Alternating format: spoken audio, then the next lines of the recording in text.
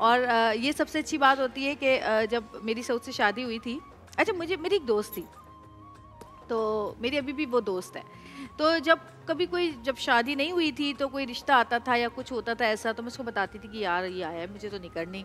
अच्छा या हाँ, पापा ने मना कर दिया, अम्मी ने मना कर दिया, मुझे तो नहीं करनी। मुझे तो कहती थी देखो तुम्हारे लिए मैं सिर्फ ये कहूँगी कि तुम जब भी शादी करना ना, अपने से ऊपर कर बंदे से करना। हाँ।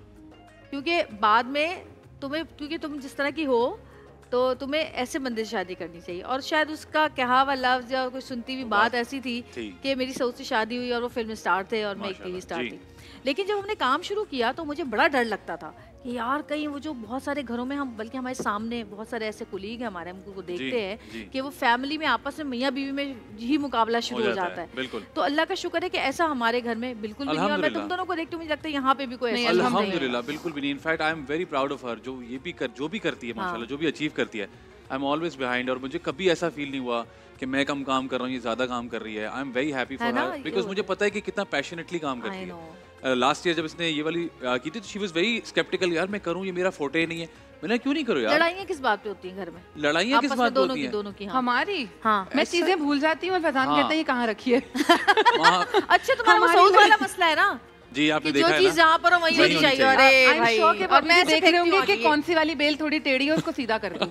हाँ मैं बता रही हूँ, ये है मसला। मेरी भाभी ने फैजान को वीडियो कॉल की कुछ डिस्कस करने के लिए अपने ऑफिस से, तो फैजान बात करते करते कह रहे तुम्हारे ऊपर जो एसी लगा हुआ है ना वो टेढ़ा है। कह रही फैजान भाई मैं आपसे बात कर रही हूँ, आप एसी क्यों देख रहे हैं?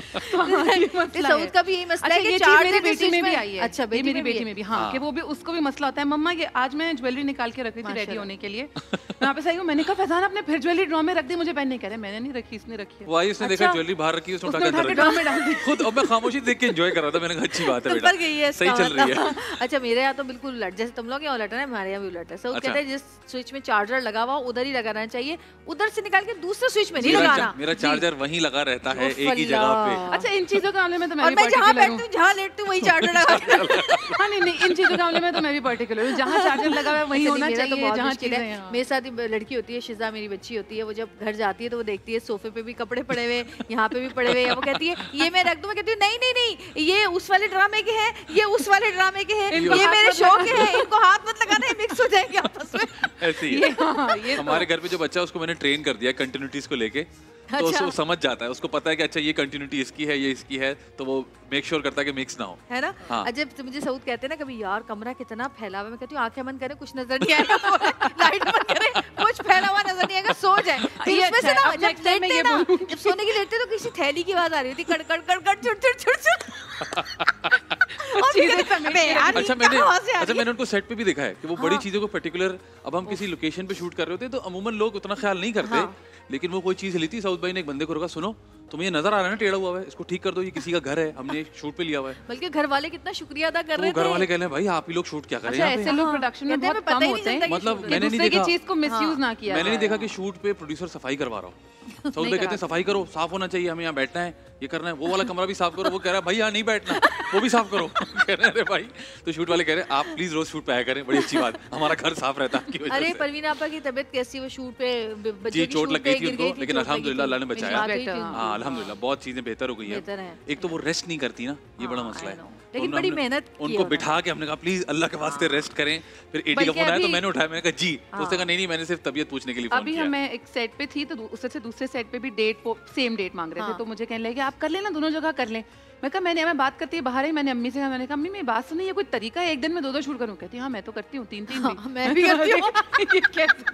मैं भी करती हूँ, मैं नहीं मैनेज कर सकती, मुझे लगता है मैं दीवानी हो जाऊंगी।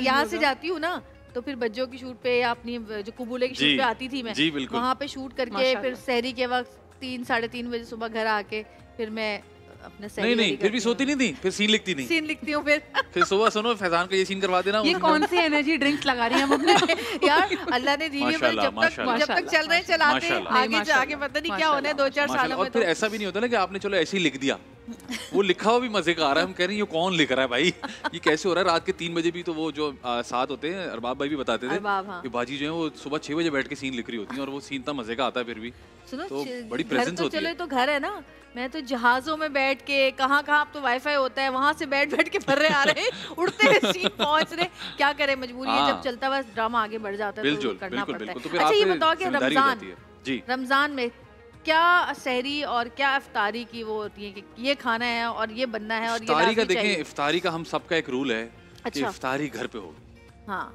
इफ्तारी किसी भी तरह, मैंने कहा एक तो मैं रमजान में काम नहीं करता, अगर करूं कि मैंने आपका पहला प्रोजेक्ट किया है बाय द वे, मैं कभी रमजान में काम नहीं करता। तुम भाग तो जाते थे बीच में कहीं? हाँ, तो मैं इफ्तार करने में घर जाऊंगा, इफ्तार मुझसे कहीं और नहीं होती। तो वो घर पे जो चीजें बनी हुई होती है ना, चाहे वो कम हो ज्यादा हो मसला नहीं है, लेकिन वो जो घर का सामान है, घर की फैजान को इफ्तार में हर रोज सेम चीज ही चाहिए। हमारे यहाँ भी यही है, एक सेट पूरा मेन्यू होता है, वो रोजाना होता है, उसके बगैर घर में किसी की भी इफ्तारी पूरी नहीं होती। हालांकि हम बोलते हैं अरे आज फिर वही है, लेकिन सब वही खा रहे होते हैं। सहरी में भी, हमारे तो सहरी में भी एक ही फिक्स चीज होती है। हाँ, मोस्टली फेनियां बनती हैं, पराठे बनते हैं, कबाब बनते हैं। अगर फैजान को सालन मिल जाए तो फैजान शौक से खा लेते हैं, लेकिन वो कमी होता है कि फैजान कुछ खाते हैं। Faizan usually does not eat, तो उनको होता है कि नहीं बस मैं चाय पी लूं, पानी पी लूं, मेरे लिए ये बहुत है। तो अगर सालन हो तो फिर मेरा ईमान थोड़ा डगमगाता है। अच्छा फैजान, तुम इतने अच्छे होस्ट हो और इतना अच्छा माशाल्लाह, तुमने ARY पे काफ़ी अरसा, कितना साल किया तुमने वो? 4 साल किया। और इसके अलावा बाहर जो शोज होते हैं, कोऑपरेटिव शोज वगैरह, इसके लिए जाते हो? जी बिल्कुल। तुम क्या समझते हो, क्या वजह है कि जैसे अब मैंने भी मॉर्निंग शो किया 2-2.5 साल किया, और उसके बाद क्या कहते हैं, तुम्हें ऐसे क्या लगता है कि ऐसी क्या वजह है कि जो लोग माशाल्लाह अच्छा काम करना जानते हैं उनको हम लोग यूज़ नहीं करते, क्यों है ऐसा? मुझे ऐसा लगता है कि हमारे यहाँ ना रिलेशनशिप्स वाला बड़ा सीन हो गया है। आपने शुरू में बड़ी अच्छी बात की, क्योंकि मैं तो पूरा शो देखता हुआ आ रहा हूँ कि एक्टर्स में ना A-B-C क्लास नहीं होती। अदाकार या फनकार तो फनकार होता है, या तो होता है या नहीं होता। हाँ, उसको पता भी नहीं होता कि वो कहाँ किसी डिस्कशन में A-B-C क्लास में चल रहा होता है। हाँ। तो मुझे ऐसा लगता है कि लोग यहाँ पर अपने लोगों को या अपने रिलेशनशिप्स को ज्यादा प्रेफर करते हैं और दोस्ती यारियों को ज्यादा करते हैं। करना चाहिए, इसमें कोई बुरी बात नहीं होती, बट स्टिल आई फील कि जहाँ टैलेंट होता है उसको भी आगे ले जाना चाहिए, ऑब्लाइज करना चाहिए, बिल्कुल करना चाहिए, क्योंकि आप करें ना करें टैलेंट ऑटोमेटिकली अपना रास्ता जगह बना लेता है। आप लोग इतने अरसे से माशाल्लाह हैं और आप लोग ही हैं, कोई और जवेरिया नहीं आ सकती, जो सीधी बात है, रिप्लेसमेंट नहीं है कोई, तो इसको एक्सेप्ट कर लेने में कोई बुराई नहीं होती। तो अगर आप एक्सेप्ट कर लेंगे जी फलाना या अच्छा काम करता है तो इसमें कोई बुराई नहीं है। हमारे ही है, मैंने और जगहों पे नहीं देखा।